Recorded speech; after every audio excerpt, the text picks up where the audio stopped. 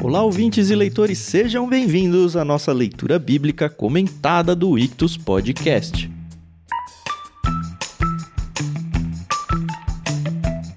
Eu sou o Thiago André Monteiro, @vulgutan, e estou aqui com o Thiago Moreira e com a Carol Simão para a gente conversar sobre o capítulo 8 do livro de Lucas.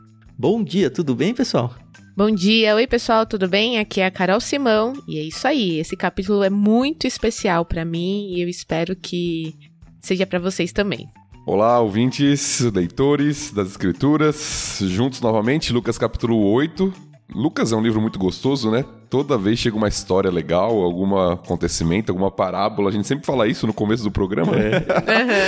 Então estamos chegando já terminando o primeiro terço aí do livro, né? 8 capítulos. E tem sido muito gostoso caminhar junto aqui com Jesus nos evangelhos. Então vamos para mais uma caminhada juntos aqui. A Carol falou, ela sempre fala, né? Essa história é muito querida pra mim. Na minha devocional de hoje eu comecei Crônicas, né? Então capítulo 1 de Crônicas, depois você olha lá, eu quero ver se a Carol vai falar a mesma coisa. Então.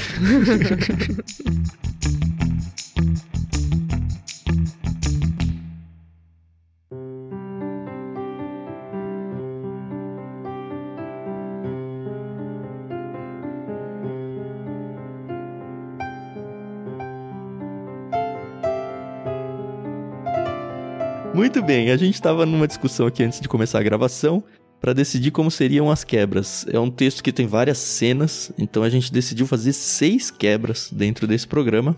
A Carol vai ler as pontas e nos meios aí eu e o Thiago vamos nos revezando. Com isso, então, a Carol vai fazer a leitura da primeira parte, que são só 3 versos. Lembrando que a gente está lendo na tradução da NVT, que a Mundo Cristão graciosamente emprestou pra gente. Muito obrigado, Mundo Cristão, e muito obrigado, Maria Lídia, pela trilha de áudio que a gente sempre usa aí. Espero que vocês estejam se acostumando já com essa trilha e que ela esteja entrando aí nos corações de vocês, porque eu, quando edito, adoro ficar ouvindo as músicas dela.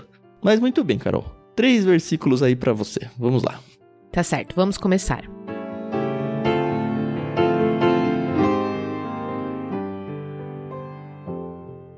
Pouco tempo depois, Jesus começou a percorrer as cidades e os povoados vizinhos, anunciando as boas novas a respeito do reino de Deus. Iam com ele os 12 e também algumas mulheres que tinham sido curadas de espíritos impuros e enfermidades. Entre elas estavam Maria Madalena, de quem ele havia expulsado 7 demônios, Joana, esposa de Cusa, administrador de Herodes, Susana e muitas outras que contribuíam com seus próprios recursos para o sustento de Jesus e seus discípulos.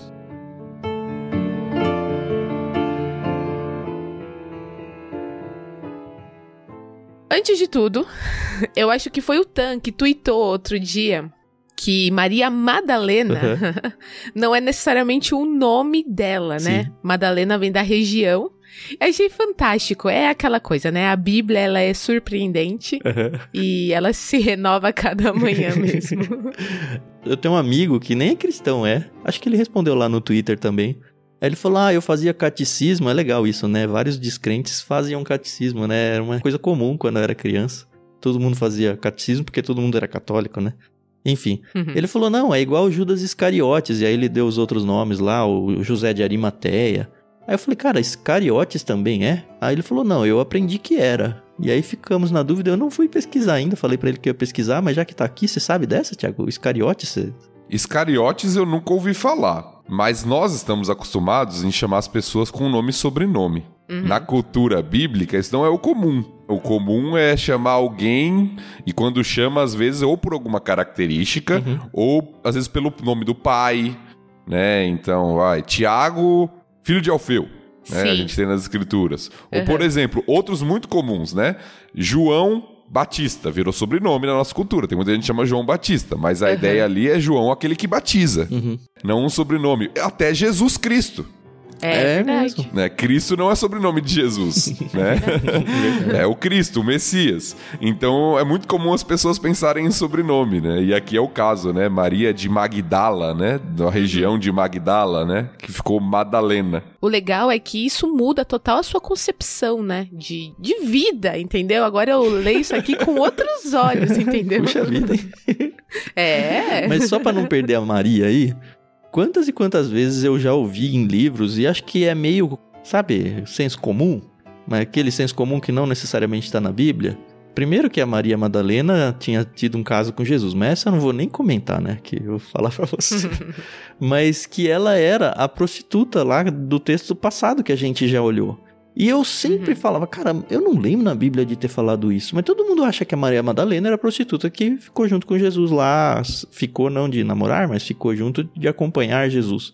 E toda vez eu ficava na minha cabeça, cara, não lembro. E de fato não lembro porque não tem, né?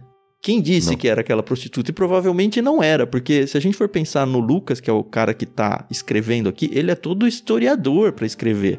Eu acho muito difícil que ele, tendo acabado de falar da prostituta no capítulo anterior, e agora colocando a Maria Madalena logo abrindo o capítulo 8, ele não tenha linkado as pessoas. Pra mim, é um forte argumento de que, olha, não era mesmo a mesma pessoa. Ela era uma pessoa que foi endemoniada aí, e aliás, eu também tuitei isso, né?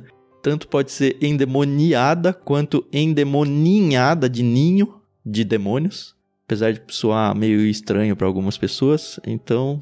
Se eu falar um ou outro, tanto faz, tá bom? Não me crucifiquem. Mas enfim, não é a mesma Maria, né? Aparentemente não. Alguns sugerem que seja lá naquele texto que a gente leu, né, no capítulo 7, versículo 36 em diante, a mulher é apresentada sem nome, não fala o nome dela, só a identifica como uma pecadora da cidade. E alguns ligam, talvez até pela proximidade da história aqui, com Maria Madalena, mas de fato a gente não tem nenhuma evidência que seja. E o fato de ter várias mulheres seguindo o mestre? Então, e aí? Exato. Eu gosto muito, assim, Jesus Cristo, ele realmente veio pra quebrar paradigmas, né? A gente sabe. E pra quem não consegue contextualizar, não sabe, naquele tempo, as mulheres, elas não tinham muito valor pra sociedade, né? Eu não quero entrar muito em âmbitos aqui de feminismo, nem nada dessas coisas, mesmo porque eu não sou, tá bom? Eu sou bíblica. As mulheres, elas tinham um papel muito importante, né? A gente sabe disso, mas entre... sei lá, não vou nem dizer os estudiosos, mas ali, na política mesmo, elas não tinham muito valor.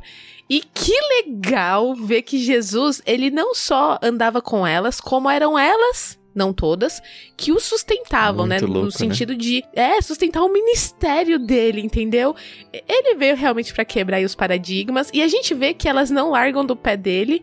Mais pra frente a gente vai ver na morte, né? Na crucificação, na ressurreição. Então, assim, que bonito, e os entendeu? discípulos homens desaparecem na crucificação. Exato. Sabe, o meu pai, ele fala uma coisa muito importante. Meu pai fala que não dá pra fazer ministério sem as mulheres da igreja. Não dá. Só pra contextualizar, o pai da Carol é pastor de igreja. Talvez você esteja aqui e não saiba dessa informação, tá? Mas volta aí, Carol. Exatamente. Meu pai, ele é pastor já há mais de 30 anos e ele fala que, assim, toda vez que precisou fazer qualquer coisa na igreja, construção, mudança de cadeiras, de piso, qualquer coisa, é só chamar as mulheres. Chama as mulheres que elas não vão resolver, mas elas vão ajudar bastante. E realmente, eu vejo isso desde pequena, eu sempre vi as mulheres muito envolvidas. Pelo menos na minha igreja, elas sempre estão muito envolvidas e é batata. Precisou de alguma coisa, chama as mulheres. E é interessante essa questão das mulheres no ministério de Jesus, porque a gente vê aqui, Jesus estava percorrendo as cidades para pregar o evangelho, né, as boas novas, com os 12. Ele já tinha o grupo dos discípulos, né, os 12 aqui aparecem. E aí começam a aparecer essas mulheres, né, no texto, né, elas já estavam lá, mas... E quem são essas mulheres? Porque pro nosso olhar hoje, é mais normal as mulheres estarem servindo e não teria nenhum problema. E a gente vê como algo belo, como foi dito, e de fato é. Porém, para a sociedade da época, como a Carol falou, era uma quebra de paradigma, e não só isso, era enfrentar muitas vezes o desprezo dos outros, porque não era comum ter mulheres seguindo mestres, rabinos.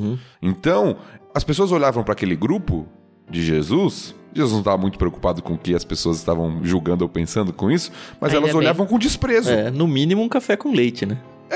Você tem lá 12 jovens, provavelmente os discípulos jovens ainda. Você tem mulheres naquele grupo. Você tem pescadores pobres, você tem um cobrador de impostos e agora tem as mulheres. Isso, coletor de impostos. Você tem mulheres, e não só mulheres que geralmente não estavam entre os discípulos principais, mas você tem mulheres que estavam, né, numa relação de impureza anteriormente. Endemoniadas. Porque eram mulheres tudo, né? que passavam por enfermidades e estavam endemoniadas. Então você tem um grupo aqui que é totalmente desprezado. Ou seja, você olha pra esse grupo, o judeu comum olha pra esse grupo e fala, esse grupo não vale nada. Pois é. Não durou, né? O que eles fizeram aí não vingou. Exatamente, né? Então Jesus, ele realmente faz uma quebra de paradigma aqui e valoriza as pessoas pelo que elas são e não pelo valor que a sociedade dá a elas. Grande lição pros nossos dias aqui, né?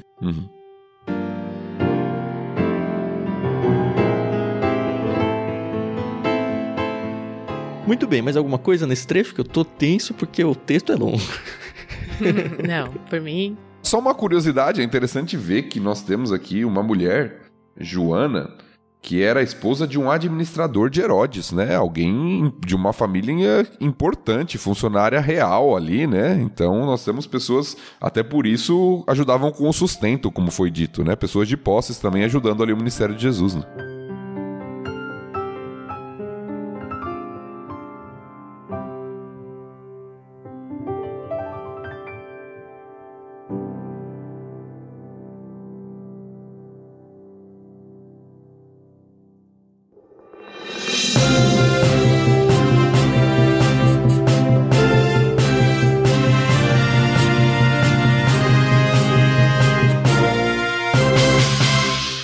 Pessoal, a gente tá pedindo aqui uma licencinha pra vocês pra gente falar de uma nova programação do Clube Ictus. A gente pode dizer assim, então? Ah, com certeza. Aliás, é uma programação que a gente já tá ensaiando faz tempo, né, Carol? Sim. A gente tem o clube desde início de 2018, a gente já entregou kits para tudo quanto é lado do Brasil. Acho que todos os estados do Brasil já receberam kits do Clube Ictus, mas a gente sempre ficou muito focado nessa experiência sensorial da caixa, né?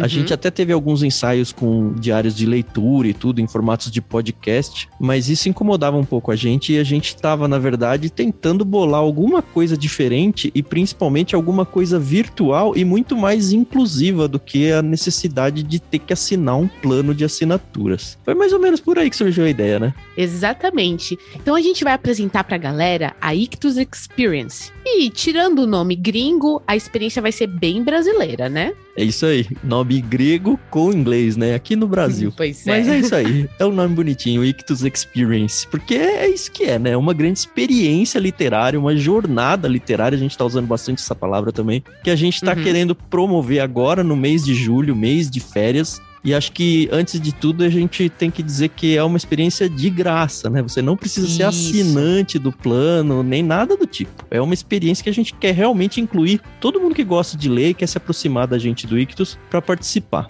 Mas como é que vai funcionar isso aí, Carol? Olha, vai ser bem bacana. A gente vai ter 2 ciclos que vão funcionar ao mesmo tempo, tá? Eles vão ser simultâneos de leitura. Obviamente, gente, a gente não ia trazer outra coisa aqui que não fosse ler, né?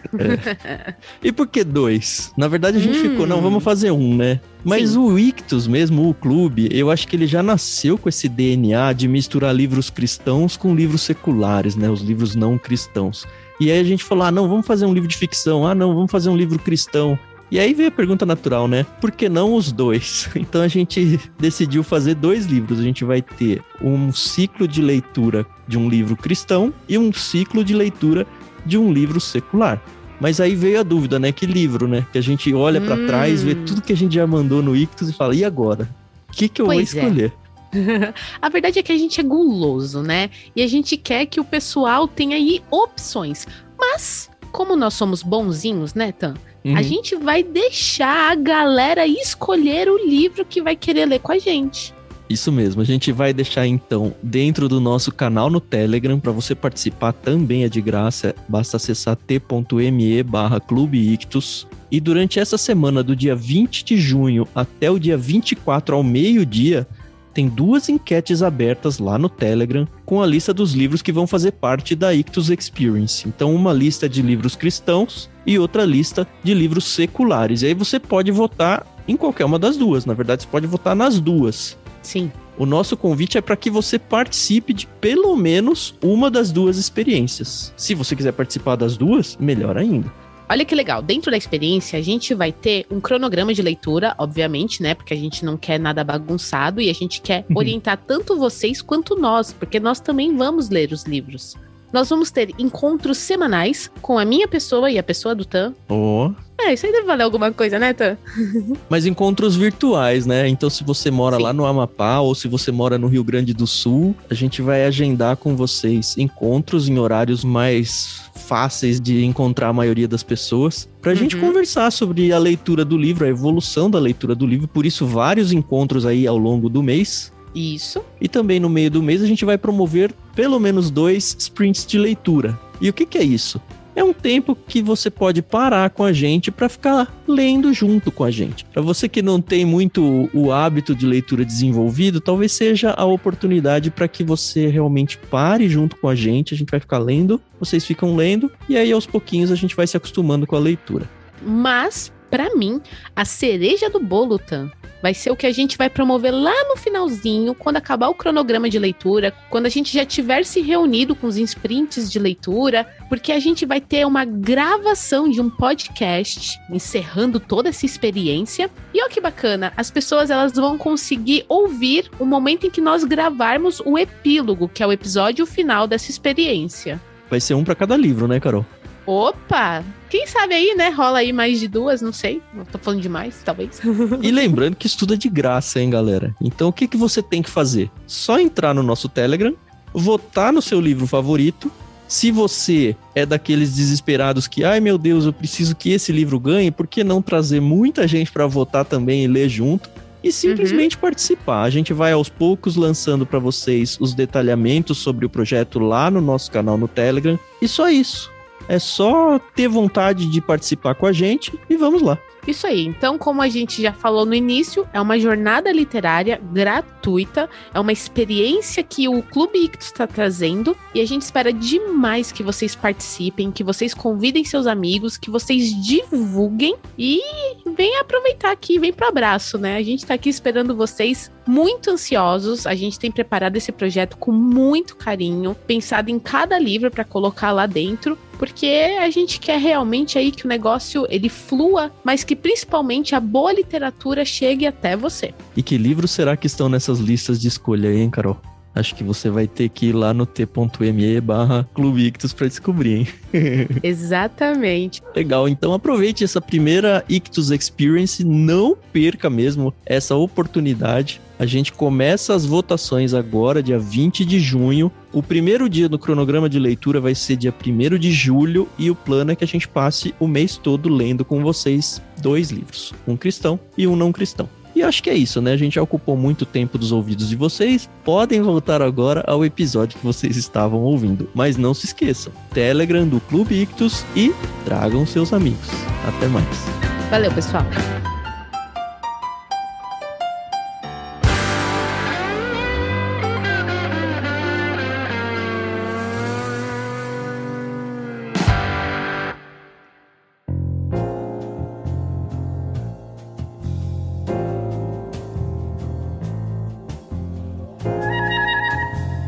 Vamos seguir? Beleza, vamos lá. Então vamos pro segundo trecho. O Tiago vai ler a parábola do semeador, finalmente entrando de verdade nas parábolas com P maiúsculo aqui, né? Vamos lá, então. Vou ler a parábola do semeador e também a parábola da lâmpada. A gente vai até o verso 18 agora. Isso.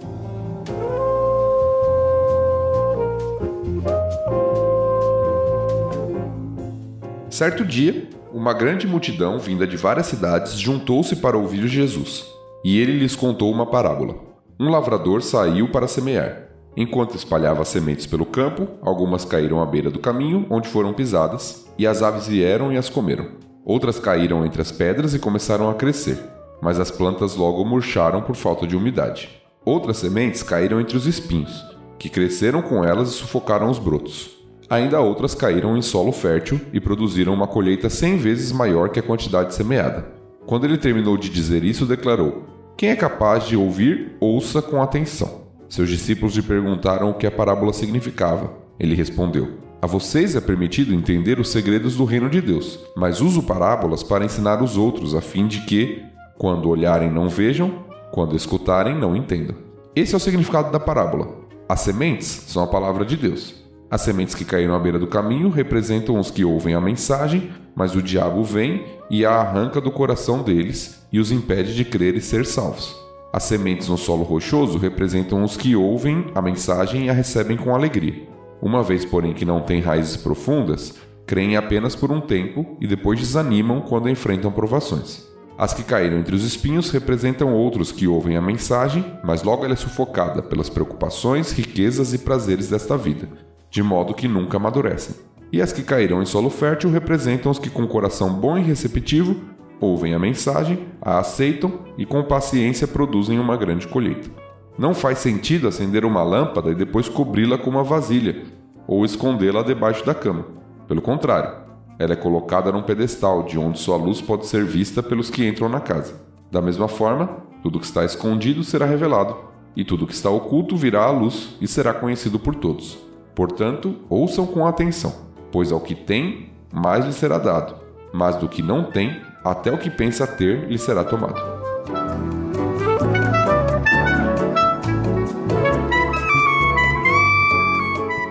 Eu falei que a gente começou com uma parábola de P maiúsculo, porque voltando umas casas aí no podcast, você vai descobrir que tem algumas ilustrações de Jesus que para alguns eruditos não são consideradas como parábolas, assim. São as parábolas clássicas, né? Essa acho que é a primeira parábola clássica. E Lucas é o livro principal evangelho, né? Das parábolas. Ele é muito conhecido porque a maior coleção de parábolas está realmente em Lucas. Uhum. E algumas famosas que a gente conhece bem, como Filho Pródigo, Samaritano, só se encontram em Lucas. Uhum. Né? E posso falar uma coisa? Como a sua cabeça explode quando você entende a parábola.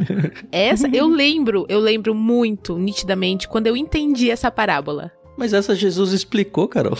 Mas é aquela coisa, né? Você vai crescendo, você vai amadurecendo na fé. E aí eu falei, nossa, ele tá falando aí dos ouvintes, né? Das pessoas que... Gente, e quando você vê isso também na prática, é outra história. Esse negócio de parábola é interessante, né? Porque algumas delas Jesus explica, como é o caso aqui dessa primeira. Outras ele só conta e não tem registro bíblico da explicação. Óbvio que a gente acaba conseguindo entender por contexto e tal. Mas numa primeira leitura, assim, a primeira vez que eu fui ler essas parábolas na Bíblia, eu tenho muito claro na minha cabeça. A gente não entende de cara, assim. É um negócio que você lê a história, talvez você até tire um princípio ou outro, mas o real significado não é tão óbvio. Só que, quando Jesus explica, você fala, óbvio, é interessante... Como precisa dessa explicação. Exatamente, como que eu nunca pensei nisso. E eu acho que conforme a gente vai crescendo e lendo, e relendo e estudando a Bíblia, a gente meio que perde essa noção. Mas a gente não pode esquecer que, principalmente o povo brasileiro aqui, ele tem um problema muito difícil, muito complicado de interpretação de texto, de não saber ler mesmo. Não de saber ler, de formar as palavras, mas de ler e não entender, não compreender aquilo que está sendo explicado. Uhum. Acredito que na época não fosse tão assim, até porque muitas das parábolas o alvo eram os mestres da lei, né? Então supõe-se que eles sabiam interpretar textos. E tem uma outra questão sobre parábola, Tan. Tem até essa discussão que você falou, né? O que é parábola e o que não é. Porque a palavra em si, parábola, significa simplesmente ilustração. Sim. Esse é o significado de parábola, né? Só que alguns colocam como parábola só esses que alguns chamam de contos parabólicos, quando tem uma história maior, né? E aí vão chamar dessa parábola com P maiúsculo que o Tan falou. Mas tem um problema, porque a parábola geralmente usa situações e contextos específicos da sociedade que eles viviam. E às vezes, para eu entender a parábola, eu não sei exatamente. Eu que estou aqui no século XXI, num outro contexto de sociedade, geralmente eu não sei. Por exemplo, essa da plantação, a gente consegue entender, Jesus explicou, mas tem peculiaridades a respeito do tipo de solo que a gente não vivia, que a gente não conhece. Principalmente a gente que mora em cidades e fora do campo e tudo. Exato. Não, e também, além da questão rural, mesmo quem mora no campo, o tipo de solo palestino é diferente do nosso, geralmente. Sim. E Jesus está falando desses tipos de solo que eram presentes na sua sociedade, no seu contexto. Então tem essa diferença, né? Eu sempre brinco, né? Se Jesus viesse hoje na nossa sociedade, as parábolas dele seriam diferentes. Com certeza. Ele ia falar que eis que o trabalhador saiu para pegar o metrô e ia acontecer alguma coisa, entendeu? Porque ele usava situações cotidianas do seu dia a dia para contar a história. E o povo entendia. Eu acho que nem ex ele ia falar, né? Ele ia falar, e aí galera, o que aconteceu?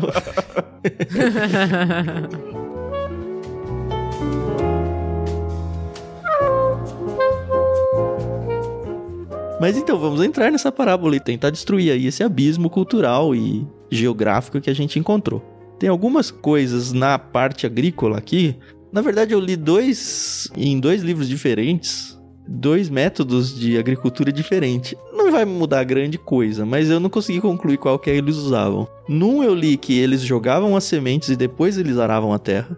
E aí as sementes meio que iam caindo nos buracos, mas elas já estavam no solo. E num outro eu li que eles aravam a terra e depois eles jogavam a semente e aí elas iam caindo nesses buracos. E arar é fazer aqueles riscos, né? Aqueles sulcos na terra para gerar uns mini buracos. Não sei, tanto faz, mas não consegui achar uma unanimidade aqui nesse assunto. Eu também li sobre isso. Me parece... O primeiro modelo, pelo menos nesse contado na parábola, talvez os dois existissem mesmo. Mas eu acho que não faz muita diferença também pro significado da parábola em si. Sim, a questão são os tipos de solo, né? E eu lembro que eu discutia como adolescente ainda com a minha irmã, mas a diferença entre o 2 e o 3 é meio complicada de entender, porque o primeiro é muito claro, né? Inclusive Jesus já fala muito claro, ele caiu à beira do caminho, onde foram pisadas e as aves vieram. Então a semente nunca chegou no solo fértil. Ela caiu no concreto, vamos pensar aqui no nosso contexto. Aí veio um pombinho da praça e pegou. É isso. Então esse aí, pensando no significado, que é a evangelização, né? A palavra de Deus sendo contada às pessoas para que as pessoas recebam e frutifiquem no coração dela, e germine no coração dela. Esse aí falaram, mas você pegou aí um ateu convicto que não vai ouvir e vai simplesmente ignorar e pronto, acabou. Sim. Lembrando que as aves, a gente já vai misturando tanto a interpretação quanto a parábola em si, que Jesus está contando, mas lembrando que as aves que comem é a representação do inimigo aqui, do diabo. Sim. Ele tira... A gente às vezes perde um pouco esse elemento espiritual, né? Você falou, um ateu convicto rejeita. De fato, é verdade. Mas rejeita por quê? Isso. O que o texto está mostrando é porque, né, lá na interpretação do versículo 12... O diabo vem e arranca do coração deles e os impede de crer. Forte, né? Não precisa ser bem forte. Ateu, né? Pode ser qualquer um. Simplesmente não tem nada. Nem sai uma folhinha do grão do feijão ali. Mas a segunda e a terceira, elas de alguma forma germinam. Uma parece que um pouco mais, outra que um pouco menos. E aí a dúvida que a gente tinha na época, e eu acredito realmente que essa dúvida permanece em muita gente, mas então essa pessoa foi salva e perdeu a salvação? Ou pelo menos a segunda, porque germinou um pouco mais, sabe? A primeira, nossa, fui na igreja ali, visitei, cara, fui impactado, mas só emocionalmente ali, de verdade não aconteceu nada comigo. Eu olhei para um espelho, como diz a ilustração lá em Tiago, e saí, agora não tô mais vendo a imagem do espelho, e então já esqueci e segue a vida. Eu acho que essa segunda é bem isso mesmo. Inclusive a interpretação que Jesus dá, né? As sementes do solo rochoso. O solo rochoso é como se tivesse uma camada de terra, mas embaixo tivesse uma rocha.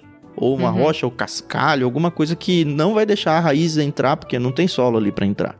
Esse é o contexto da época. Isso mesmo, e esse tipo de solo era comum na Palestina. Isso ainda é, né?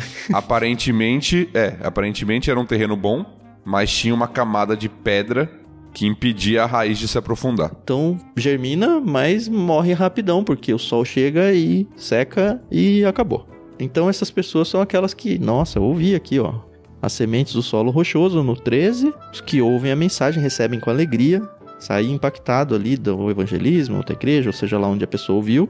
Uma vez, porém, que não tem raiz profunda, creem apenas por um tempo e depois desanimam. Então, essa pessoa não experimentou uma conversão. Isso pra mim é bem claro. Lembrando que conversão é só pensar na palavra, né? Que você tá indo pra lá, você fez uma conversão, pensando no carro, e voltou, mudou de direção. Isso aí, espiritualmente falando, você mudar de direção na sua vida, nas suas crenças, em tudo. Isso claramente não aconteceu com a segunda. E lembrando aqui que pelo texto, elas desanimam quando enfrentam provações. Né? Esse é o motivo da interpretação que Jesus dá. Ou seja, essas pessoas elas recebem a palavra com alegria, mas quando elas veem que o evangelho tem suas dificuldades, suas provações, elas logo caem fora. E eu também entendo, assim como o Tan tá dando a interpretação dele, que a parábola não tá falando de pessoas convertidas, mas de pessoas que de alguma forma se interessaram ao ouvir a mensagem, mas quando viram que não era aquilo que o coração delas queria, elas saíram fora. Então nunca foram, de fato, pessoas que conheceram o evangelho. Apenas que demonstraram um interesse inicial. Pra usar os tempos de Jesus, e eu não tô fazendo nenhum paralelo pros de hoje, tá bom? É a pessoa que foi atrás de Jesus por causa dos milagres só. Opa, só tem benefício esse negócio aí. É interessante que a gente vê, principalmente nas cartas de Paulo, essa questão do evangelismo, onde ele fala, olha, pensa bem se você quer se converter mesmo, porque o fardo não é fácil não. Assim, não é leve, né? É difícil a coisa. Ser cristão e na nossa sociedade, ser cristão, se posicionar e viver uma vida realmente séria dentro do cristianismo tem sido cada vez mais difícil. Então o peso diante da sociedade é difícil. A questão é que a gente olha para o todo e fala, não tenho nem dúvida, é claro que eu vou ser cristão. Essa que é uma conversão real mesmo. Mas e o terceiro solo, que é onde dá tilt na cabeça de muita gente, né? Porque enquanto a gente vê as pedras, o solo rochoso, como uma provação, uma dificuldade para que germine a planta, que é a dificuldade que tira a pessoa de seguir um caminho de conversão, no terceiro eles caem entre espinhos que crescem com elas e sufocam os brotos. Você vê que já tem broto, aqui já tem um negócio um pouco mais parrudo. E aí a explicação de Jesus, no 14, né? As que caíram entre os espinhos representam outros que ouvem a mensagem. Esse ouvem parece que é um ouvem, considerem um pouco mais forte aí, mas logo ela é sufocada pelas preocupações, riquezas e prazeres dessa vida, de modo que nunca amadurecem. O que eu entendo hoje? O cristianismo, a sua fé, concorre com outras coisas da vida do mesmo jeito que uma planta, uma erva daninha, concorre pelos nutrientes da planta que foi plantada. E aí o nutriente tem que decidir, eu vou para a erva daninha ou eu vou para outra, porque se eu não vou para outra que foi plantada, ela vai morrer. E é o que parece ser a situação das pessoas. Não, eu sou muito rico, eu tenho um cargo importante na minha empresa e isso ofende a Deus. Eu não posso abandonar isso, eu gosto de fazer tal coisa que eu sei que Cristo é contra e eu não vou abandonar. E aí deliberadamente a pessoa decide que não, eu não quero esse evangelho, eu quero seguir com a minha vida, porque entenda que isso aqui não são os problemas da vida, que é o 2. São as decisões deliberadas da vida, eu entendo aí. E nesse meio a gente vê, e eu falo a gente porque eu vi muitos casos, isso dentro das nossas igrejas, pessoas que passaram anos, cresceram dentro da igreja, e aí quando chega uma situação mais conflituosa para a vida da pessoa, no sentido de que agora eu tenho que tomar uma decisão grande na minha vida, ela não decide por Cristo. E aí fica a dúvida, ela era salva e desistiu, apostatou, ou nunca foi? Queria ouvir um pouquinho de vocês dois aí. Eu já ouvi falar que existe a diferença entre a pessoa convertida e a pessoa convencida. Essa é uma boa. Então, eu sempre penso assim, que realmente eu acredito que a pessoa, ela ouve, ela sabe daquilo, mas ela não foi convertida, ela só foi convencida. E em algum momento isso traz dúvidas ao coração dela. Mas a gente convertido tem dúvidas de vez em quando. Eu pelo menos tenho. Sim, eu também. Então, mas aí essa é a diferença entre ser convencido e ser convertido, entendeu? Uhum. Pelo menos o que me conforta quando eu vejo pessoas que saem da presença de Deus, né? Sai da comunhão da igreja, dos irmãos, enfim. Eu falo, não, essa pessoa, ela... Ai. Difícil, né? Julgar a situação. Eu não gosto de... Quando eu vejo uma pessoa assim... A gente fala, né, se desviando da nossa fé, né, da nossa crença, eu não gosto de pensar que essa pessoa nunca acreditou naquilo que ela ouviu. Eu não gosto de pensar nisso. Graças a Deus eu não sou Deus, entendeu? E aí, né, comigo que a pessoa tem que se entender. Não, e será que a gente não pode estar nesse meio aí? A gente só não chegou na época de realmente ter um conflito grande, uma decisão grande e por isso a gente não é convencido e é convertido? Como é que a gente tem paz com isso, sabe? Eu entendo que tem alguns indícios. É claro que o coração, de maneira plena, quem conhece é o Senhor. Mas nós temos alguns indícios bíblicos, nos evangelhos inclusive, acho que vamos passar por alguns aqui em Lucas ainda, que nos indicam que o salvo ele tem algumas marcas, algumas evidências. Uhum. São as famosas frutas das árvores aí que usam a ilustração, frutos, né? E uma das marcas, ou desses frutos que o evangelho, o Novo Testamento, as escrituras como um todo nos apresentam, é a perseverança. Uhum. O salvo persevera. Porque sempre foi salvo. Exato. Uhum. Isso pra mim é muito claro. E eu não tô dizendo com isso que não pode ter casos de pessoas que vivem momentos de fraqueza na fé e se afastam, né? Eu acho que isso existe, né? Nós temos indícios disso. Mas o que as escrituras nos apresentam é que o salvo é alguém que nas provações permanece, nas lutas persevera. Porque a erva daninha vai ter sempre, né? A questão é que a planta vai ganhar da erva daninha nessa batalha por nutrientes. Exatamente. Então, para mim, a ilustração... E lembre-se, nós estamos numa parábola, é uma ilustração. A gente não pode pegar cada elemento e achar que todo elemento tem uma realidade por trás. Tipo, o espinho representa isso. Jesus, ele interpreta que a parábola, a gente não deve ir além do que Jesus interpreta. Então, eu creio que Jesus, nos primeiros 3 tipos, não está apresentando pessoas convertidas.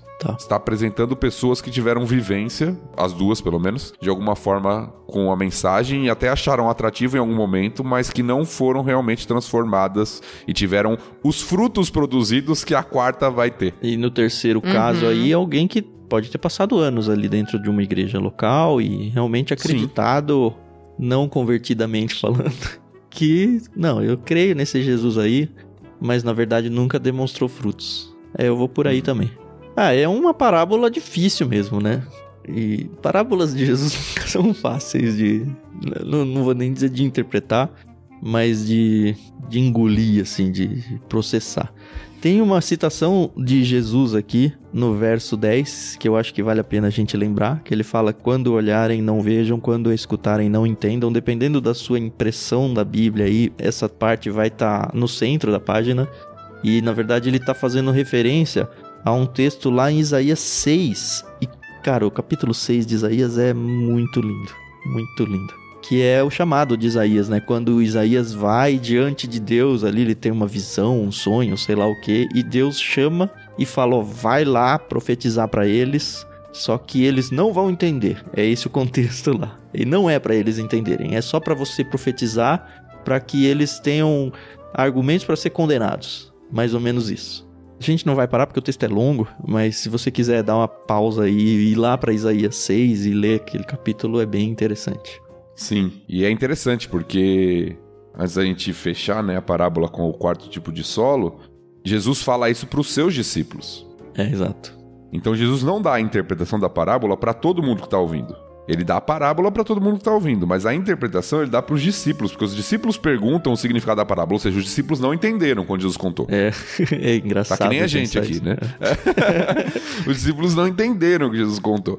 E aí Jesus tem que explicar para eles e ele fala o porquê fala por parábolas. Então é interessante, porque a parábola ao mesmo tempo ilustra, mas ao mesmo tempo esconde, de alguma forma, o seu significado, ou seja, ela ensina para aquele que é comprometido. Ela ensina pro quarto solo, mas de alguma forma ela oculta pros 3 primeiros, né? Eu fico me perguntando se os discípulos entenderam bem a explicação e não ficaram com vergonha de... Professor, repete aí. Tinha uma professora lá no nosso seminário, Thiago. O marido dela era professor lá também, os dois eram. E ela, sempre que o marido ensinava alguma coisa pra ela, ela falava, não entendi, ele falava a mesma coisa de novo, ela falava pra ele, eu não disse que eu não ouvi, eu disse que eu não entendi. Se você não me explicar diferente, se você falar a mesma coisa outra vez, não vai resolver nada, porque eu vou continuar sem entender. Nunca esqueci disso. Que não tem nada a ver com o texto, mas enfim, me veio agora. Só uma observação sobre o último tipo de solo, que eu acho que a gente não falou muito, né? Que é eu acho que até o foco, né, da parábola, que é um solo que dá muito fruto. A ideia aqui é de abundância. Se você conhece as versões mais antigas, vai estar assim, o solo frutificou a 30, 60 e a 100 por 1. Né? Essa era a linguagem mais antiga, que ele já dá o significado, né? Uma colheita 100 vezes maior que a quantidade semeada, o que demonstra uma abundância enorme. Isso não era o comum. 100 vezes é muita coisa. Então Jesus conta um tipo de solo que dá muito fruto. Na interpretação é um coração bom, receptivo, que ouve, aceita e com paciência, isso é interessante, produz uma grande colheita. Ou seja, com o tempo ele vai produzir uma grande colheita. Então a característica que Jesus dá aqui do solo bom é um solo que frutifica. Frutifica bem, né? Exatamente. E é interessante que não tem uma quinta planta que frutifica, mas frutifica só um pouco. Então olha pra sua vida aí e vê se você tá frutificando bem, que talvez você seja o 3 aí, não o 4. Exato. E não pense em frutificação aqui apenas em pessoas que eu falei do evangelho e se converteram. Não, muito longe Porque às disso. vezes a gente liga com isso, né? A gente pensa em frutificação com o número de convertidos. Mas fruto é uma vida diferente. É a sua vida com Deus, né? O seu caminhar, é tudo. Exato. É a sua transformação diária, a sua santificação. É o que Tiago fala, que a fé verdadeira ela tem que ser acompanhada por obras. As obras evidenciam a fé genuína. É você não ouvir das pessoas, você cristão? Nossa, eu nunca ia imaginar isso. Muito bem. Eu acho que foi boa essa de você falar que, não é porque evangeliza. Porque também tem muita gente que evangeliza e pode estar no grupo 3, né? A gente já viu vários líderes aí, inclusive apostatarem, abandonarem a fé e não sei se foram convertidos mesmo um dia. Provavelmente não. Mas sigamos. Parábola da lâmpada, a gente já falou 40 minutos quase. Ai, meu Deus do céu.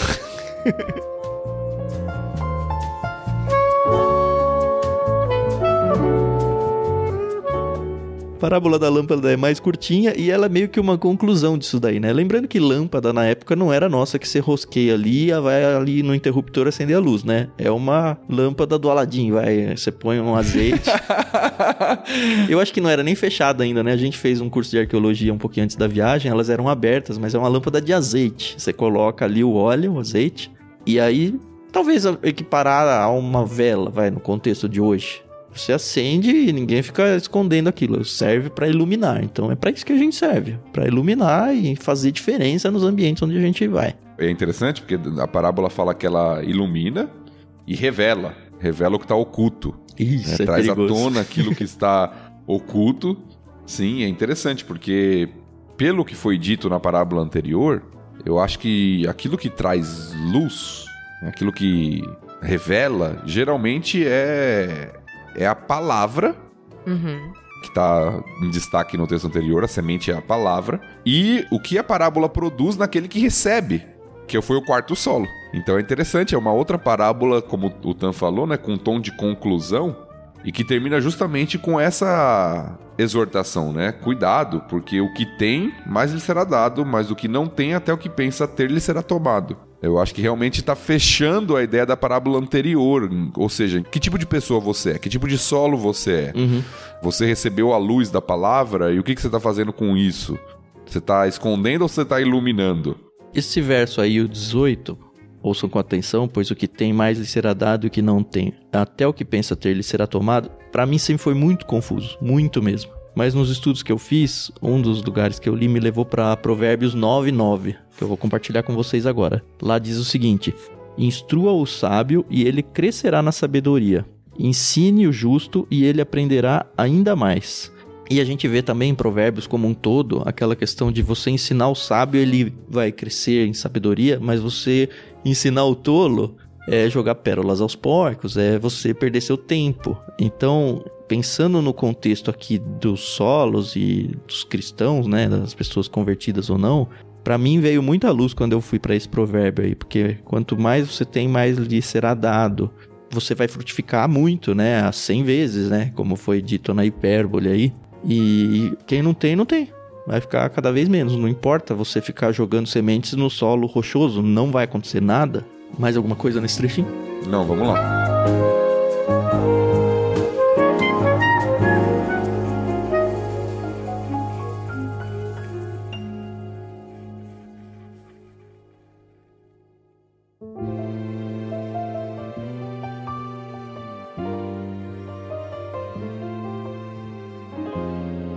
Então sigamos aqui, eu vou fazer a grande leitura dos próximos 3 versos, do 19 ao 21.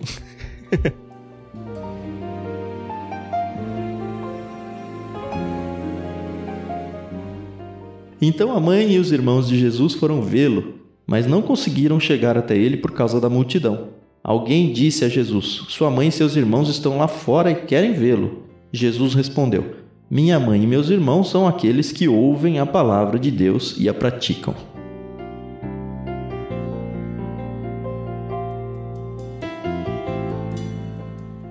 Às vezes eu acho que Jesus dava umas patadas assim, vocês não têm essa impressão? Eu tenho essa impressão, mas é aquela coisa, eu também tenho medo de falar isso, entendeu? Mas eu falei então, Carol. Isso aqui, a situação lá que a gente vai ver ainda, de quando ele derruba as bancas lá na entrada do templo, tem algumas situações que você fala, caramba, sério? E Jesus não pecou, então não é pecado isso que ele fez aí, não. Mas assim, a impressão que eu vejo é as pessoas ali todas solistas. Jesus, olha, eles estão lá te procurando.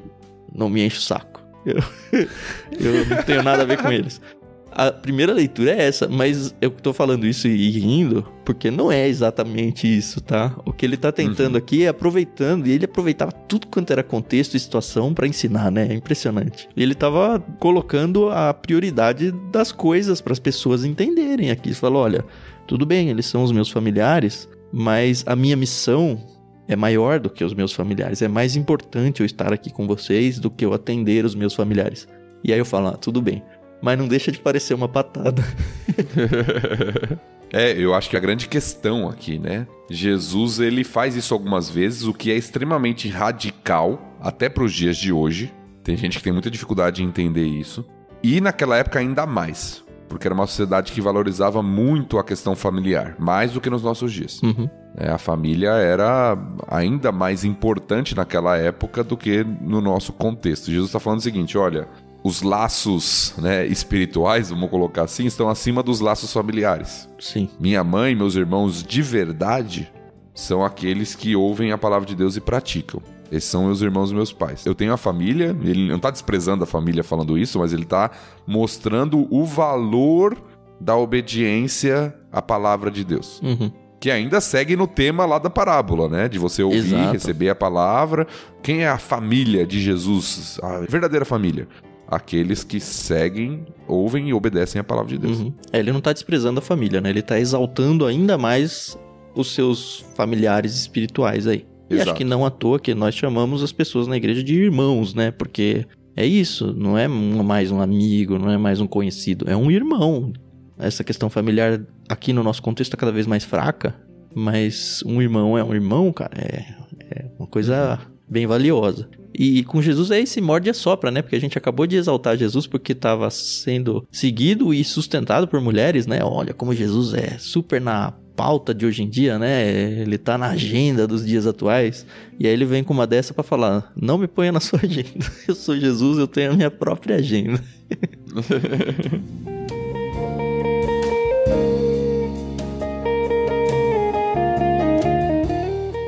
E aí não dá pra evitar de falar que Jesus tinha irmãos, né? E a gente tem aí o movimento católico, principalmente, que defende, não, Maria continuou virgem durante toda a sua vida.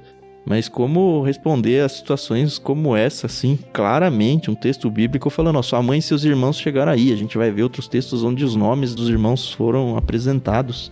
Teve até um lugar, não sei se foi na Bíblia de Estudo aqui, que deu o nome dos irmãos. Foi aí mesmo. Tiago, José, Judas e Simão.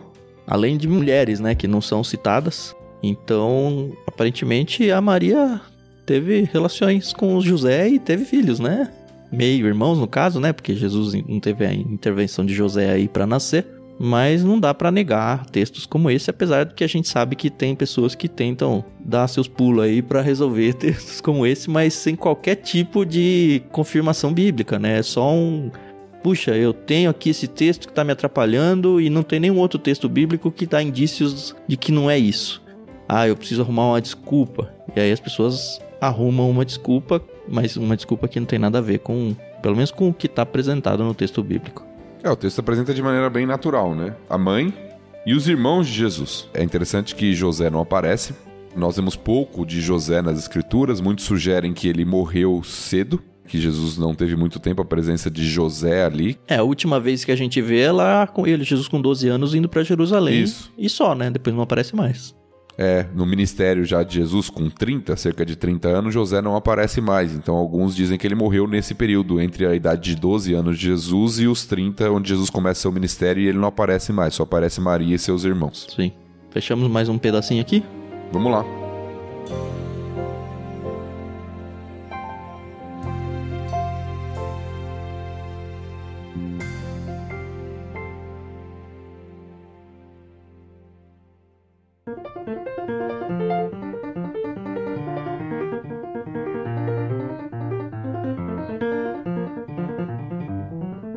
Agora é Tiago Moreira e depois eu de novo, é isso, né? Isso. O Tiago vai ler até o verso 25.